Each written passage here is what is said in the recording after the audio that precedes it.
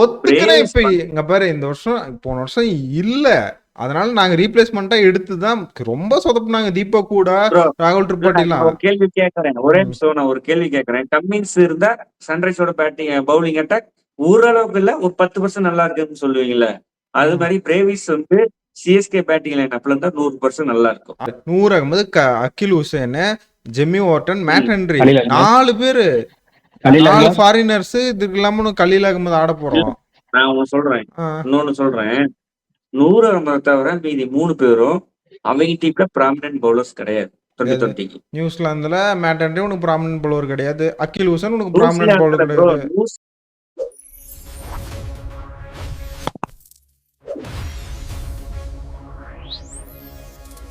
இரு மந்தையில் இருந்த ஆடுகள் வந்து இந்த பக்கம் ஒண்ணு அந்த பக்கம் ஒண்ணு தனித்தனியா பிரிஞ்சு போய் இந்த பக்கம் ஒருத்தர் அந்த பக்கம் ஒருத்தர் மாறின டீமை பத்தி தான் பார்க்க போறோம்.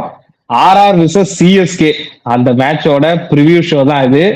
அதே மாதிரி தலை கிடையாது, குட்டி தளபதி கிடையாது, அதை விட சின்ன தளபதி யாருமே இல்லாம சிஎஸ்கே ஒரு இன்ஜுரி ஐபிஎல்ல பேஸ் பண்ணிட்டு இருக்காங்க. எப்படி இருக்கு டீம் அதெல்லாம் பாக்குறதுக்கு முன்னாடி சப்ஸ்கிரைப் பண்ணிட்டு பாருங்க, வீடியோல டீட்டெயிலா பேசலாம். அதுக்கு முன்னாடி மெம்பர் பட்டன் ஆட் ஆயிருக்கு, ஜாயின் பண்ணி மெம்பரா ஆட் பண்ணிக்கோங்க. உண்மையை சொல்லுங்க, எங்க டீம் நல்லா இருக்குன்னு பொறாமையில எவனோ சூனி வச்சுட்டான். மேட்ச் ஆரம்பிக்க மாட்டே இத்தனை இன்ஜுரி, இன்னும் ஒரு மேட்ச் எல்லாம் உனக்கே ரிவர்ஸ் ஆயிடுச்சு. என்ன ரிவர்ஸ் ஆச்சு? நான் ஒண்ணு சொல்லுவேன், வன்மத்துல என்ன கக்கறான்னு சொல்லிட்டு அடிப்பாங்க, அதனால நான் எதுவும் சொல்லல. நீ எதுவுமே பேசாத. சரி, ஹெட் டு ஹெட்ல ஆரம்பிச்சிரு. ஹெட் டு ஹெட்ல ஆரம்பிச்சிரு தினேஷ். என்ன நான் எஸ்ஆர்ஹெச் தோத்துருச்சு, நானே வந்து வீடியோல தான் அடிச்சேன். தினேஷ் நீ அழுவ அப்படின்னு சொல்லிட்டு என்னையே கலக்கிறாங்க. நான் வந்து எஸ்ஆர்ஹெச் முட்டா கொடுத்தேன். விட்டுருங்க. இப்ப வந்து சிஎஸ்கே வர்சஸ் ஆர்ஆர் மேட்சோட ஹெட் டு ஹெட் தான் பார்க்க போறோம். சிஎஸ்கே ஒரு மேட்ச் லீடு. ஷாக்கிங் என்னன்னா சிஎஸ்கே 16, ஆர்ஆர் 15. ஒரு மேட்ச் தான். எப்படி கொஞ்சம் இந்த 2 டீம் இடையில நடக்கிற மேட்ச் வந்து ரொம்ப இன்ட்ரெஸ்டிங்கா போயிட்டு இருக்கு. கவுகாத்தில ரெண்டு டீமும் மோதானது ஒரு டைம் தான். அதுல வந்து ஆர்ஆர் தான் ஜெயிச்சிருக்காங்க. அப்பர் ஹேண்டு எடுத்தோன்னா ஆர்ஆர். இதுல என்னன்னா பிரேவிஸ் வேற நாளைக்கு இல்ல, அது என்ன நடக்க போகுதுன்னு தெரியல. Average first inning score bro 175, second inning score 160. நாளைக்கு நம்ம பெருசா ஹை ஸ்கோர் மேட்ச் பார்க்க போறது இல்லை அப்படின்னு சொல்லுவேன். ஹை ஸ்கோர் வந்துருச்சுன்னா என்ன கேட்காதீங்களா, பேட்டிங் பில்ட்டா போட்டாங்க. சரி, என்ன பண்ணலாம் அடுத்தது என்ன பண்ணலாம்? இல்ல இப்போ சிஎஸ்கே வின் பண்ணிச்சுன்னு மேட்ச் ப்ரெடிக்ஷன் முடிச்சிட்டு கிளம்பலாம். வேற என்ன பண்றது ப்ரோ? நான் ப்ரெடிக்ஷன் கொடுத்தாலே ஆப்போசிட்டா நடக்குது ப்ரோ. நான் இந்த மேட்ச் ப்ரெடிக்ஷன் ஒன்னு வச்சிருக்கேன், அது எப்படி நடக்குதுன்னு பாப்போம். வாயில இருந்து சிஎஸ்கே மட்டும் வின் பண்ண சொல்லிராத தம்பி, நீ ஆர்ஆர் பக்கம் சப்போர்ட் பண்ணிரு. இல்ல சரி, என்னோட ஃபர்ஸ்ட் பேட்டிங் சிஎஸ்கே பேட்டிங்ல இருந்து போயிடுவோம். ஏன்னா பயங்கர ஸ்ட்ராங்கா இந்த வருஷம் பேட்டிங் பில்ட் பண்ணிருக்காங்க. அதுலயும் ஒரு சிறு ஓட்டை விழுந்த மாதிரி டெவால் பிராவிஸ் வந்து இன்ஜுரி 3 மேட்ச் கிடையாதுட்டாருங்க. தினேஷ் சார் பெரிய ஓட்டைன்றாரு. சரி ஓகே, டெவால் பிராவிஸ் கிடையாது, தோனி கிடையாது, மேத்யூ ஷாட் கிடையாது 2 மேட்சுக்கு. நாளைக்கு எனக்கு என்னமோ சர்ஃப்ராஸ் கான டைரக்டா ஆட போறாங்க, எனக்கு அப்படிதான் தோணுது. பிராக்டிஸ் மேட்ச்ல பிராக்டிஸ் செஷன்ல நிறைய பாக்குறேன் நானு. சிஎஸ்கே பிராக்டிஸ் செஷன்ல சர்ஃப்ராஸ் கான இல்ல கேட்டானே, ஏன் யங்ஸ்டர்ஸ் வாய்ப்பு தரமா, வாய்ப்பு தான் கொத்தா கொடுத்துருக்கிறோம், அடிக்கிறவங்க வாய்ப்பு தான் போங்க அடிச்சு என்னமோ இன்டர்நேஷனல் டீம் வர மாதிரி பாரு. நாளைக்கு இங்க பாரு, இப்போ ஓப்பனிங் பேருமே நான் டீம் வந்துட்டு நல்ல டீமா தான் இருக்கு. பிரேவிஸ் இல்ல ஒத்துக்கிறேன், இன்டர்நேஷனலா கலக்கிட்டு வந்தாரு இல்ல ஒத்துக்கிறேன். ஆனா இந்த மாதிரி சின்ன சின்ன பிளேயர்ஸ் நல்லா பெர்ஃபார்ம் பண்ண பிளேயர்ஸ்ல இருக்காங்க. உவில் பட்டேல், சஃப்ராஸ் கான், இவங்க மாதிரி பிளேயர்ஸ்லாம் நாளைக்கு அடிப்பாங்க எனக்கு என்னமோ தோணுது. சஞ்சு சாம்சன், அப்புறம் சிவம் தூபே இவங்க கூட அப்படியே சேர்ந்தான்னா போதும். கைக்வாடு டீம் பேட்டிங் இப்பயும் நல்லா தான் இருக்கு. சரியா, நீங்க கவலைப்படுற அளவு இல்லன்னு சொல்ல இல்ல. நான் வந்து ஒண்ணுமே சொல்ல, பேட்டிங் இப்பயுமே சூப்பரா இருக்கு. டெவால் பிராவிஸ் அளவுக்கு சர்ஃப்ராஸ் கான ஆடுவாருன்னு எனக்கு நம்பிக்கை இருக்கு. ஏன்னா சர்ஃப்ராஸ் கானுமே நல்ல டோர்னமெண்ட் அதுல இருந்து வராரு. அதனால பேட்டிங் எனக்கு பிரச்சனை இல்லை. யார வச்சு பால் போட போறீங்க நாளைக்கு? யாரு ஃபாரின் பிளேயர் 4 பேர் யாரு? இல்ல நீங்க 2 பேரும் வெள்ளி கூடத்தை வந்து அப்படியே ஈயம் பூசுறீங்க, பொறுமையா அப்படியே வந்து அப்படியே ஈயம் பூசுற மாதிரி சொல்லிட்டுக்கிறீங்க. ஓட்டல்ல வடிவேல ஒரு படத்துல வந்து சொல்லுவாரு, ஐயா கிணத்த காணு ஐயா. அப்படி என்னடா கிணத்த காணுமா அப்படி மாதிரி. பிரேவிஸ் இல்லைன்னா அந்த டீம் என்ன பேட்டிங் நினைக்கிறேன். சஞ்சு சாம்சன், ருத்ராஜ் மட்டும்தான் அடிச்சா ஒரு வாய்ப்பு இருக்கு. ரொம்ப ரொம்ப ப்ரோ பிரேவிஸ் வந்து கீழே வரான், தேர்ட்ல யார ஆட போற சொல்றது கேளுங்க. போன வருஷம் சிஎஸ்கே ஒரு அளவுக்கு நல்லா விளையாண்டாங்கன்னா அது காரணம் யாரு? தோனி. ஆயுஷ் மாத்திரேவும் ஆயுஷ் மாத்திரேவும் டிராவிஸ். ஒத்துக்கிறேன். பிரேவிஸ் இப்ப இங்க பாரு, இந்த வருஷம் போன வருஷம் இல்ல, அதனால நாங்க ரீப்ளேஸ்மெண்டா எடுத்துதான் ரொம்ப சொதப்புனாங்க. தீபக் கூட, bro, ராகுல் திரிபாட்டிலாம். ஒரு கேள்வி கேட்கறேன், ஒரே நிமிஷம் நான் ஒரு கேள்வி கேட்கறேன். கம்மின்ஸ் இருந்தா சன்ரைஸோட பேட்டிங் பவுலிங் அட்டாக் ஓரளவுக்கு இல்ல ஒரு 10% நல்லா இருக்குன்னு சொல்லுவீங்கல்ல, அது மாதிரி பிரேவிஸ் வந்து சிஎஸ்கே பேட்டிங் லைன் அப்ல இருந்தா 100% நல்லா இருக்கும். ஆமா, அவர் அது இல்லைன்னா யாருமே 50% போல். நீங்க வந்து அந்த சப்ராஸ் கான வச்சு அந்த ஓட்டை அடைக்க முடியாது. அவர் வந்து ஒரு match winner bro. Dewald Brevis நம்ம யாரு என்ன ஆனாலும் ஒத்துணும். ஒரு 15 பந்து ஆடினா அந்த மேட்ச் சிஎஸ்கே வின்னு அப்படிங்கிற மாதிரி ஒரு பேட்ஸ்மேன் இல்லாத போது ரொம்ப கஷ்டம். ருத்ராஜ் மேலயும் சஞ்சு சாம்சன் மேலயும் ஓவர் டிபெண்டா இருக்கு டீம். அது உண்மை ஒத்துக்கணும். நாளைக்கு சிவம் டுபேவுக்கு அவரோட ஸ்ட்ரென்த்துக்கு பவுலிங் போடுவாங்களாங்கிறது ரொம்ப கேள்விக்குறிதான். சிவம் டுபே வந்துட்டாலே 145+ போடுற ஆர்ச்சரும் நன்றைபர்கரும் வந்துருவாங்க. அது ஒரு பிரச்சனை. அவர் அடிக்க விட மாட்டாங்க, அவரோட ஸ்ட்ரென்த் கொடுக்க மாட்டாங்கிறது என்னோட கணிப்பு. இல்ல இடைமறிச்சு ஒரு காமெடி பண்றேன்னு வந்து தடங்களுக்கு வந்துக்குவாங்க. எனக்கு ஒரு மீம் தான் ஞாபகம் வருது. ஒரு பழைய மீம், இந்த சென்னை 28 மீம் ஒண்ணு இருக்கும். சச்சின் டெண்டுல்கர்கிட்ட மைக் கொடுத்து பேசிட்டு இருப்பாங்க.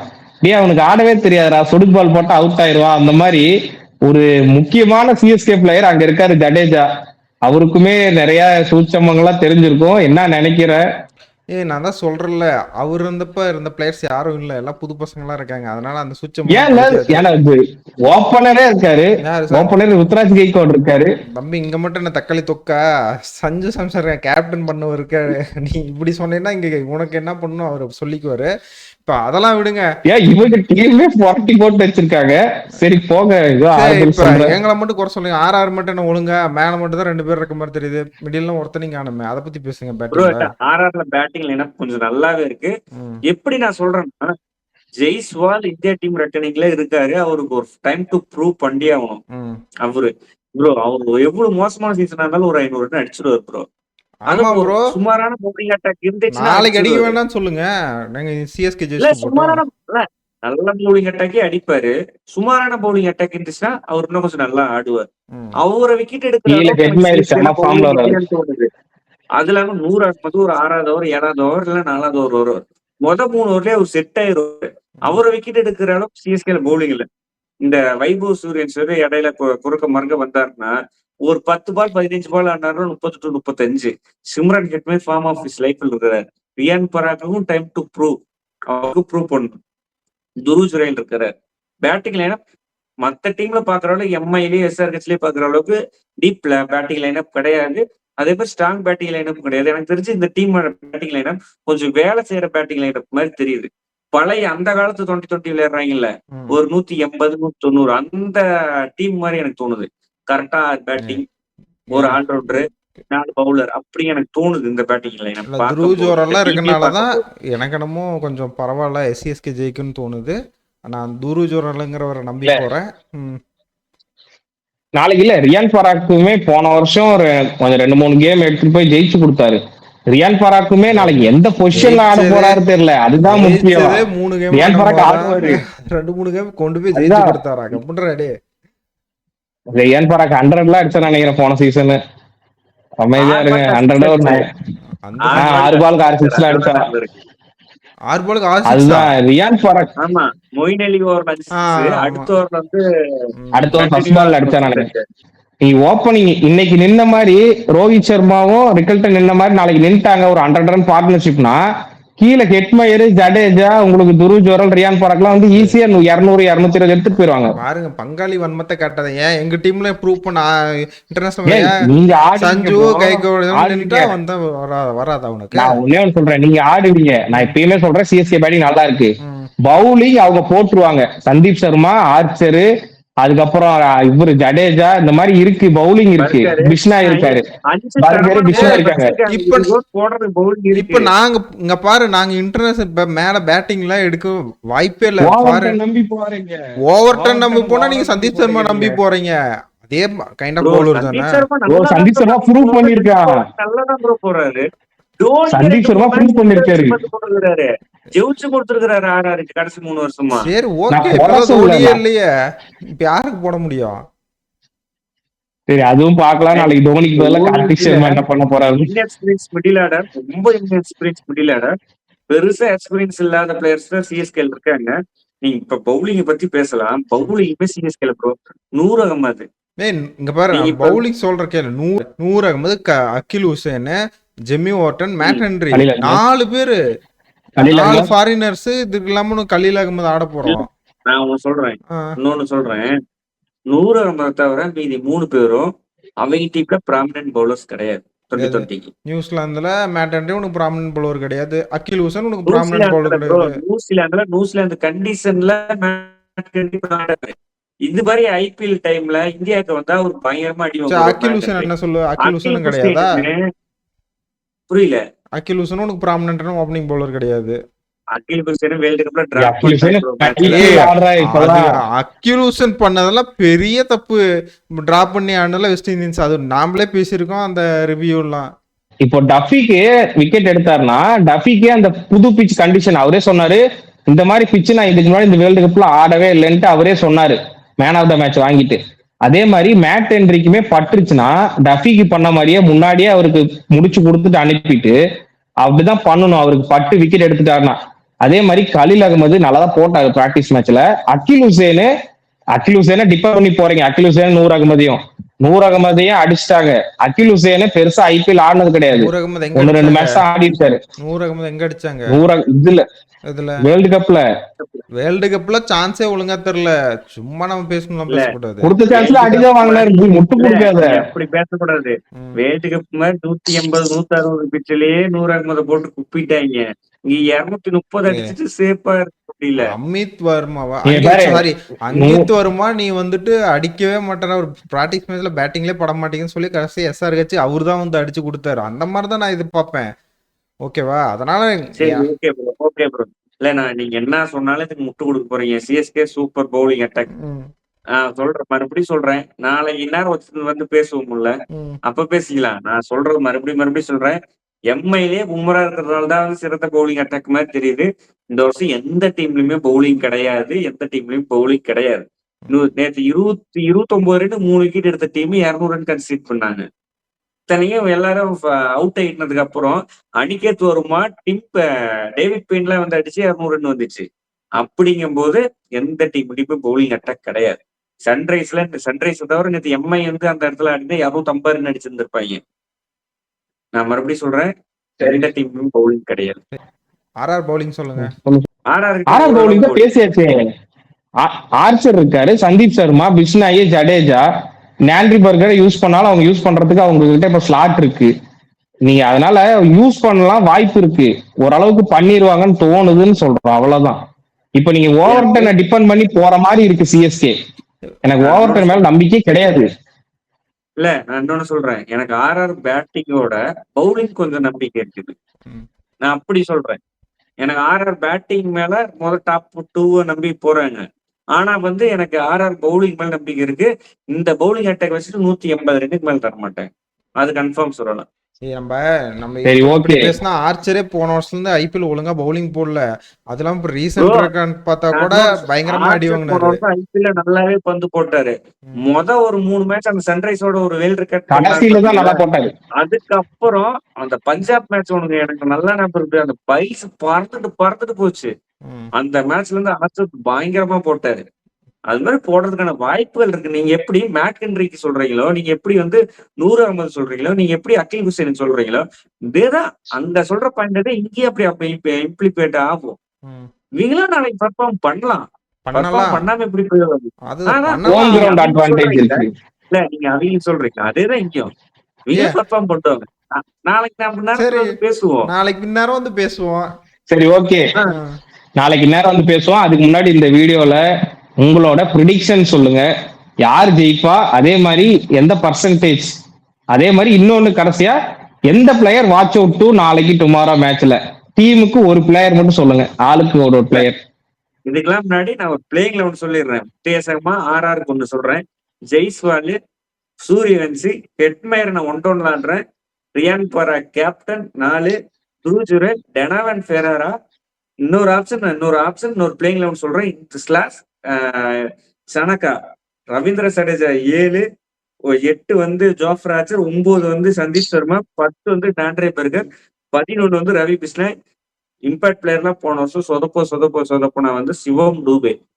அப்படி ஒரு ஆப்ஷன் இருக்கு. இன்னொரு ஆப்ஷன் என்னன்னா, டாண்ட்ரே பெர்கரை உட்கார வச்சுட்டு துஷார் தேஷ்பாண்டே இல்ல குல்தீப் சென் மாதிரி ஒரு பிளேயர் ஆடினா, இந்த 6வது இடத்துல வந்து நம்ம தெனவன் ஃபெரர் ஆனோம்ல, 7வது இடத்துல வந்து சடேஜா வந்து ஒரு ஸ்லாட் கீழே இறக்கிட்டு 8வது இடத்துல இறக்கிட்டு 7வது இடத்துல வந்து தசுன் சனகா ஆடலாம். 2 மிடில் ஆர்டர் கிட்டயும் ஆடலாம். அப்படி ஒரு ஆப்ஷனா இவங்களுக்கு வந்து ஆக்டிவா இருக்கு. இன்னொன்னு சிஎஸ்கே பிளேயிங் 11 பக்கம் போனோம்னா, சாமி சுவிஸ் பேங்க்ல போய் பணத்தை கூட கொள்ளை அடிச்சுட்டு வந்துடலாம் மாட்டேங்குது. ஆனா சிஎஸ்கே பிளேயிங் 11 போட்டு ரொம்ப கஷ்டம். நேத்து நான் ஒரு பிளேயிங் 11 போட்டு வச்சிருந்தேன். அதை டெவால் பிரேவிஸை போட்டுருந்தேன். திடீர்னு டெவால் பிரேவிஸ் இன்ஜுரின்ட்டாங்க. 3 மேட்ச் அவைலபிள் கிடையாதுன்ட்டாங்க. சஞ்சு சாம்சன் இப்ப வந்து எனக்கு வந்து ஒரு அப்டேட் கிடைச்சிருக்கிறதுனால பிரேவிஸ் கிடையாதுங்கிறதுனால மறுபடியும் ஆயுஷ் மேத்ரு ஓப்பனிங் போட்டுட்டு 1 ருத்ராஜ், 4 வந்து சிவம் டூபே, 5 வந்து கார்த்திக் சர்மா, 6 வந்து உர்வில் பட்டேலு, ஸ்லாஷ் வந்து சப்ராஸ் கான், அது மாதிரி 68, 7 வந்து பிரசாந்த் வீரு. அப்புறமேட்டுக்கு வந்து பிரசாந்த் வீர் ஆட மாட்டேன், ஜெமி ஓர்டன் ஆடிட்டு, அகில் ஹுசேன் ஆடிட்டு, நூர் அகமது ஆடி, மேட் கின்ரி ஆடி, அன்சுல் கம்போஜும் கலீல் அகமதையும் நான் இம்பாக்ட் பிளேயரா வச்சுப்பேன். இப்படி பிளேயிங் 11 போறதுக்கான வாய்ப்புகள் இருக்கு. இல்லையா உருவில் பட்டேல வந்து இம்பாக்ட் பிளேயர்ல வச்சுட்டு நான் இந்த இருக்கிற ஆல்ரவுண்டர்ஸ் போட்டுக்கிறேன் அப்படின்னு சொல்லிட்டு சப்ராஸ் கான் உள்ள சொல்றதுக்கான வாய்ப்பு இருக்கு. ஆயுஷ் மாத்திரை வெளியே உட்கார்றதுக்கான வாய்ப்புகள் இருக்கு. நான் இப்ப சொல்றேன், நாளைக்கு ஆர்ஆர் ஷூ வின்னு.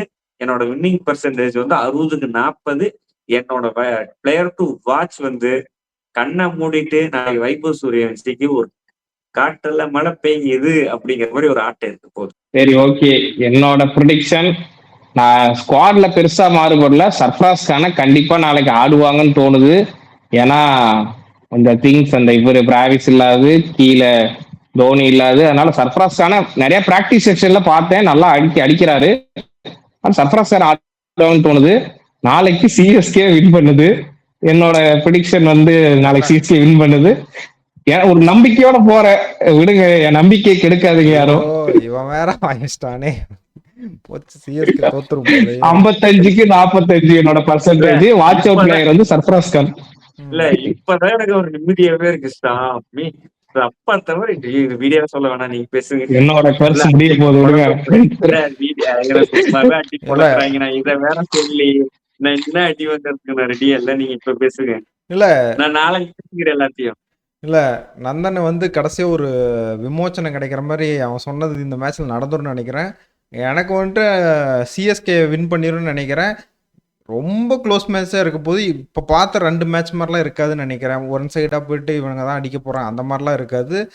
இந்த பக்கம் அந்த பக்கங்கிற மேட்ச் மாறிக்கிட்டே தான் இருக்கும்னு நான் நினைக்கிறேன். ரொம்ப க்ளோஸ் மேட்சாக இருக்கும். நான் சிஎஸ்கே தான் வின் பண்ணுது. என் பர்சன்டேஜ் 50-50 தரேன். 2 பேருமே சரிசமமாக தான் போவாங்க. பிளேயர் டு வாட்ச் அவுட்னா நான் சஞ்சு சாம்சன் வேர்ல்டு கப்லேருந்து வந்திருக்காரு. அவர் எப்படி ஆடுவார்னு பார்க்க ரொம்ப ஆவலாக இருக்கேன். அவர் ஃபார்முக்கு இருந்தாருன்னா பிளே ஆஃப் கூட போக வாய்ப்பு இருக்குது. அதனால் சஞ்சு சாம்சன் பார்க்குறேன் நான். அதுக்கப்புறம் சரி, ஓகே.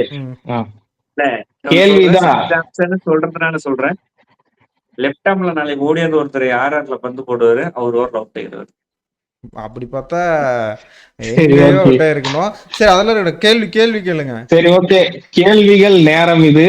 எப்பயுமே ப்ரிவியூ ஷோல நாம ஒரு கேள்வி கேட்க போறோம். அந்த வாரத்துக்கான கேள்வியை நீங்க அடுக்கி வச்சு வாரத்துல ஃபுல்லா யாரு அதிக லீடர் போர்டுல பதில் சொல்லிருக்கீங்க, லீடர் போர்டுல டாப்ல இருக்கீங்களோ அவங்களுக்கு ஒரு எக்ஸைட்டிங் கிஃப்டான மூவி டிக்கெட்ஸ் இல்லைன்னா ப்ரௌனி கேக் இந்த மாதிரியான கிஃப்ட்ஸ் கிடைக்க போகுது. இன்னைக்கான ப்ரிவியூக்கான கேள்வி என்னன்னா, சிஎஸ்கே பிளேயிங் 11 போடுங்க. ஆர்ஆர் பிளேயிங் 11 போட்டுருவீங்க. சிஎஸ்கேவோட பிளேயிங் 11 போடுங்க. எனக்கு தெரிஞ்சு பேட்டிங் எல்லாம் போட்டுருவீங்க. பவுலிங் கொஞ்சம் கஷ்டமா இருக்க போகுது, ஏன்னா பவுலிங்ல கொஞ்சம் ஆப்ஷன்ஸ் எல்லாம் மாறப்போகுது. சிஎஸ்கேவோட பிளேயிங் 11 யார் 100% போடுறீங்களோ இந்த வீடியோவோட கீழே கமெண்ட்ல போடுங்க. மேட்சுக்கு முன்னாடி வரைக்கும் தான் இது, டாஸ் போடுற வரைக்கும் தான் இது. அதுக்கப்புறம் போட்டீங்கன்னா செல்லாது. அதனால இது எல்லாத்தையும் கலெக்ட் பண்ணி இந்த ஒரு வாரத்தோட ரிசல்ட்லாம் நாங்க லைவ்ல சொல்லுவோம். அதனால லைவையும் வாட்ச் பண்ணுங்க. அதனால இந்த வீடியோ இதோட முடிச்சுக்கிறோம்.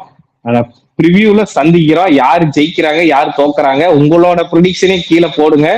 நான் சிஎஸ்கேன்னு சொல்லியிருக்கேன், பிரபு சிஎஸ்கேன்னு சொல்லியிருக்கேன், தினேஷ் மட்டும் ஆர்ஆர் சைடு போயிருக்காரு. அதில் என்ன நடக்குதுன்னு பார்ப்போம். இந்த வீடியோ இதோட முடிச்சிடலாம். எல்லாருமே வீடியோ பிடிச்சிருக்கு நம்புறோம். வீடியோ முடிச்சுக்கிறோம்.